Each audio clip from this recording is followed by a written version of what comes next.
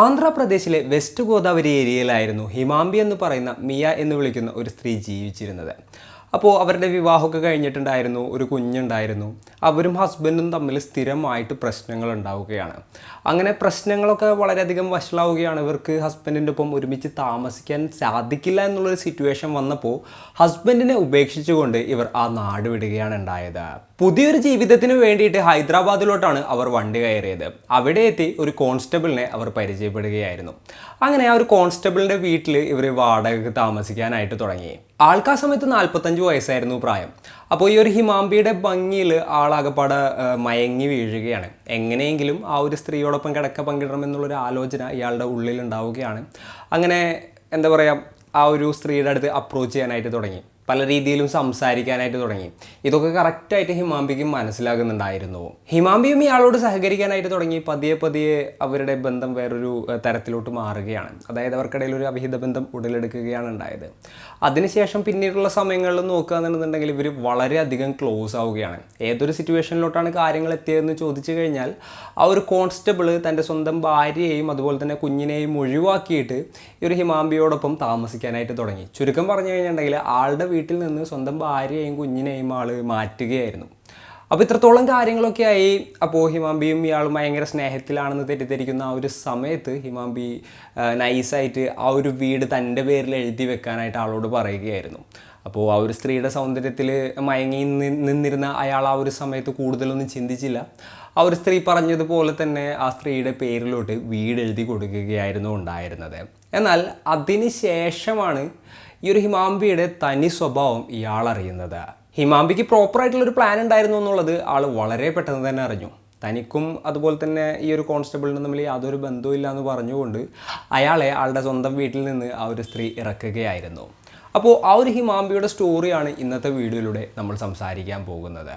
Hello guys, welcome back to the channel Rizin this side.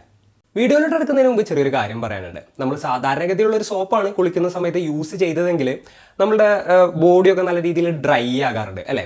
അപ്പോൾ അതിനുശേഷം ഒരുപാട് ടൈമും എഫേർട്ടൊക്കെ കൊടുത്തിട്ടാണ് നമ്മൾ മോയ്സ്ചറൈസറും ലോഷനും കാര്യങ്ങളൊക്കെ തേച്ച് ഒക്കെ ഒന്ന് റെഡിയാക്കുന്നത്. ഇനിയിപ്പോൾ ബ്യൂട്ടി സോപ്സ് യൂസ് ചെയ്യാന്നുണ്ടെങ്കിൽ മോയ്സ്ചറൈസിങ് കാര്യങ്ങളൊക്കെ നടക്കും, എന്നാൽ ക്ലീനിങ് അത്ര പക്കയായിരിക്കില്ല. അപ്പോൾ അവിടെയാണ് നമ്മുടെ മാമാർത്തിൻ്റെ മോയ്സ്ചറൈസിങ് ലോഷൻ സോപ്പ് വരുന്നത്. ചുരുക്കം പറഞ്ഞു കഴിഞ്ഞിട്ടുണ്ടെങ്കിൽ ഈ ഒരു സോപ്പ് നല്ല പെർഫെക്റ്റ് 2-in-1 സൊല്യൂഷൻ ആണ്. ഇത് സോപ്പുമാണ് അതുപോലെ തന്നെ ഒരു ലോഷനും ആണെന്ന് പറയാനായിട്ട് സാധിക്കും.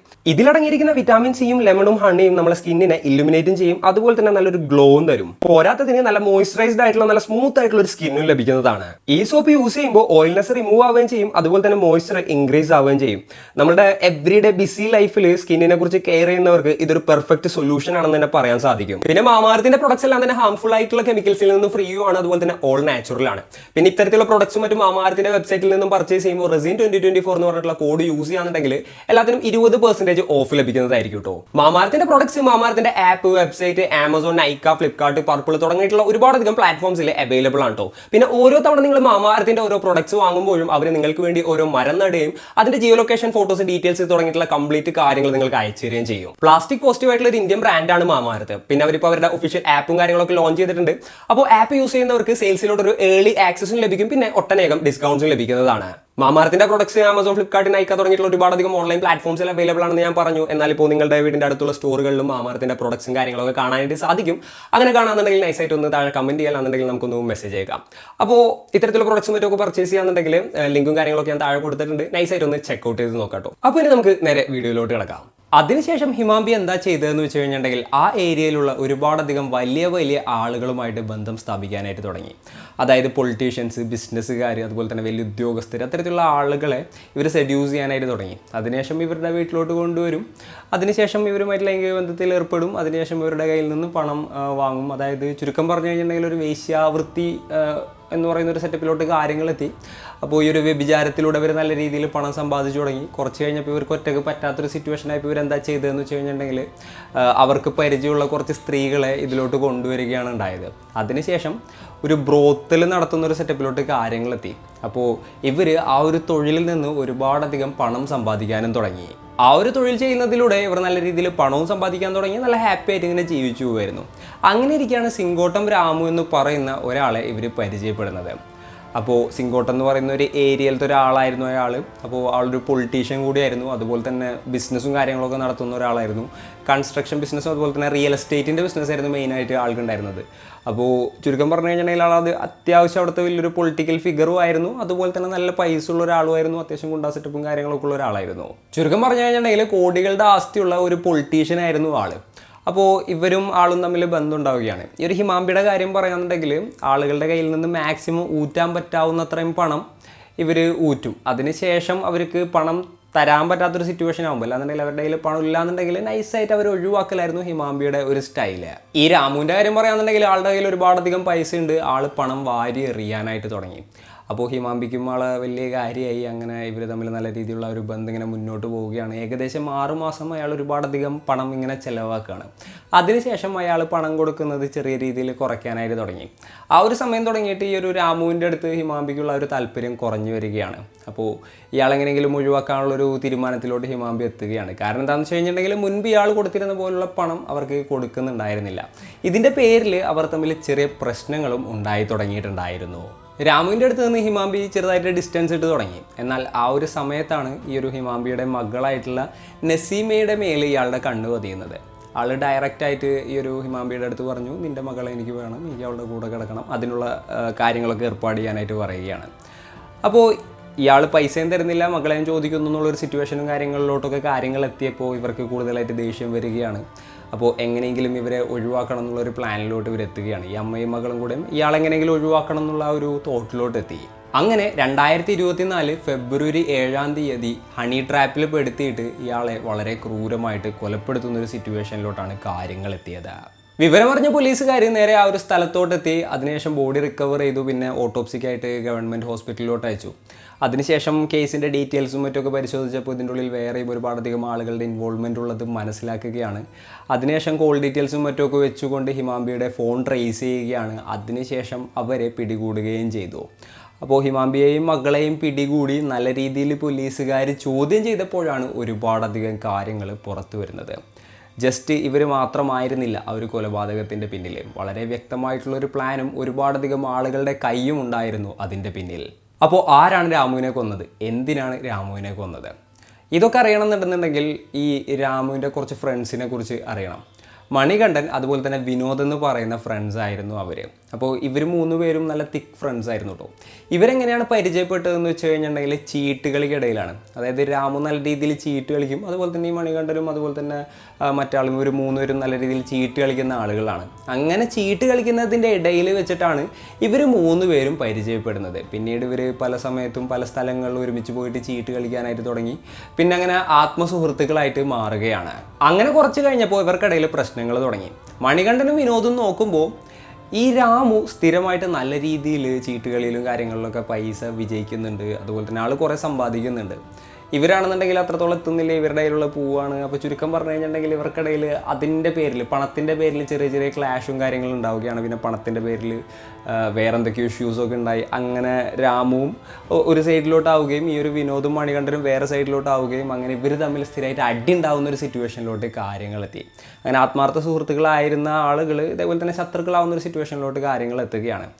ഈ രാമുവിൻ്റെ കാര്യം പറയുകയാണെന്നുണ്ടെങ്കിൽ ആളൊരു സാധാരണ മനുഷ്യനൊന്നും ആയിരുന്നില്ല എന്ന് വേണം പറയാൻ. ഒരു തവണ ഈ ഒരു മണികണ്ഠനും ഈ ഒരു രാമുവും തമ്മിൽ അടി ഉണ്ടാവുകയാണ്.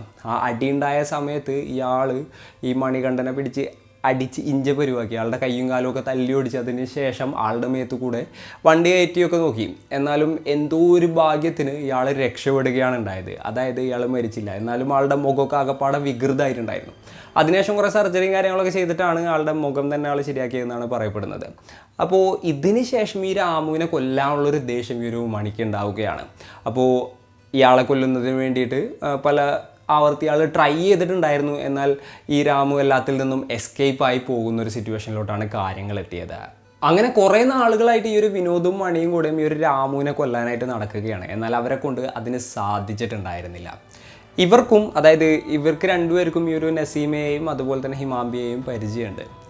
വിനോദും അതുപോലെ തന്നെ ഹിമാംബിയുടെ മകളായിട്ടുള്ള നസീമയും തമ്മിൽ അടുപ്പത്തിലായിരുന്നു എന്നും പറയപ്പെടുന്നുണ്ട്.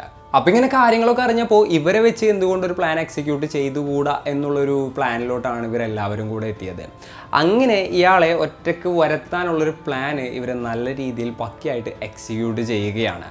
അതായത് ഇവർ 4 പേരും നോക്കുകയെന്നുണ്ടെങ്കിൽ എല്ലാവരുടെയും കോമൺ ശത്രു ഈ ഒരു രാമു തന്നെയാണ്. അപ്പോൾ അയാളെ തന്നെയാണ് ഇല്ലാതാക്കേണ്ടത്. അപ്പോൾ അതിന് വേണ്ടിയിട്ട് ഇവർ എന്തായാലും പ്ലാൻ ഇട്ടു. ഇയാളെ കൊല്ലുന്നതിന് വേണ്ടിയിട്ട് ഹെൽപ്പിന് വേണ്ടി പുറത്തുനിന്ന് ഒരാളെയും കൂടെ വിളിച്ചു. ജീലാനി എന്ന് പറയുന്ന ഒരു ലോക്കൽ ഗുണ്ടയായിരുന്നു ഇവർ വിളിച്ചത്. അപ്പോൾ ജീലാനി വന്നു. ആളുടെ കൂട്ടാളികളായിട്ടുള്ള 4 പേര് കൂടെ വന്നു. അപ്പോൾ ടോട്ടലി ജീലാനി പിന്നെ ആളുടെ കൂടെയുള്ള 4 പേര്, പിന്നെ വിനോദ്, മണി, അതുപോലെ തന്നെ ബാക്കി 2 പേരും, 2 സ്ത്രീകൾ, അങ്ങനെ ഒരുപാടധികം ആളുകൾ ഇയാളെ കൊല്ലാനുള്ള പ്ലാൻ കറക്റ്റായിട്ട് പക്കയായിട്ട് സെറ്റ് ചെയ്യുകയാണ്. അങ്ങനെ ഫെബ്രുവരി 7, 2024 ഇവർ 9 പേരും ആ ഒരു പ്ലാൻ എക്സിക്യൂട്ട് ചെയ്യാനായിട്ട് തീരുമാനിക്കുകയാണ്. ഹിമാംബി ഈ ഒരു രാമുവിനെ വിളിച്ചിട്ട് പറഞ്ഞു, മകൾ ഇതേപോലെ തന്നെ സമ്മതിച്ചിട്ടുണ്ട്, നീ വരികയാണെന്നുണ്ടെന്നുണ്ടെങ്കിൽ എന്താണെന്ന് വെച്ച് കഴിഞ്ഞാൽ ചെയ്യാം, സീനൊന്നുമില്ല എന്നുള്ള കാര്യമൊക്കെ പറഞ്ഞു. അങ്ങനെ ഒരു സ്ഥലത്തോട്ട് ഇയാളെ വിളിച്ചു വരുത്തുകയാണ്.